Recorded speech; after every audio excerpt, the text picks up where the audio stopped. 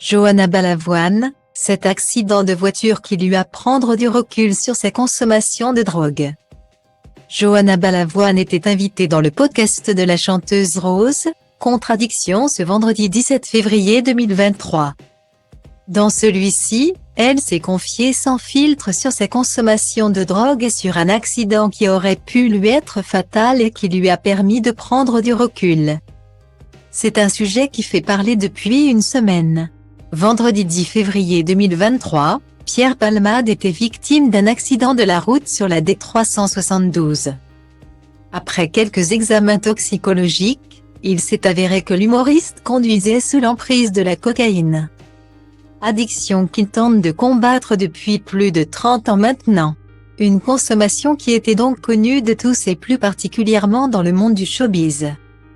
Le meilleur ami de Michel Larocque avait même été affublé d'un surnom pas très glorieux, la salle de shoot ambulante.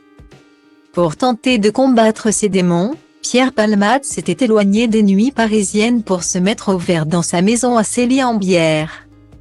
Malheureusement, son déménagement aura l'effet inverse comme nous l'a confié l'un de ses proches et son domicile sera le lieu de soirées organisées avec des escorts. De la drogue et du sexe à haute dose, à Paris, il était obligé d'être discret. Mais ici, au vert, il pouvait faire tout ce qu'il voulait. Une consommation qui permet à de nombreuses langues de se délier. En effet, depuis quelques jours, des personnalités prennent pour exemple leur propre cas pour alerter sur la dangerosité d'une telle consommation.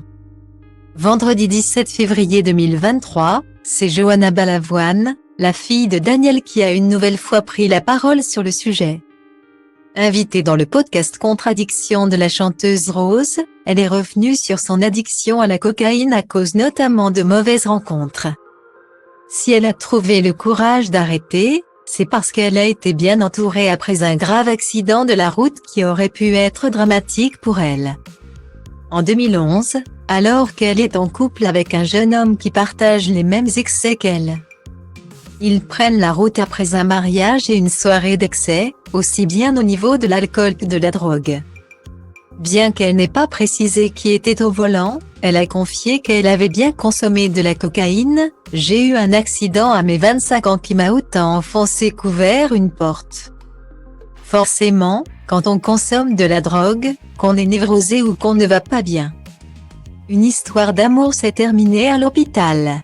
Elle sera hospitalisée pendant 2 mois, j'ai failli être amputée de la jambe. J'étais alitée. Une période qui lui a permis de se remettre en question, avec l'aide de spécialistes et qui l'a débarrassée de ses vieux démons.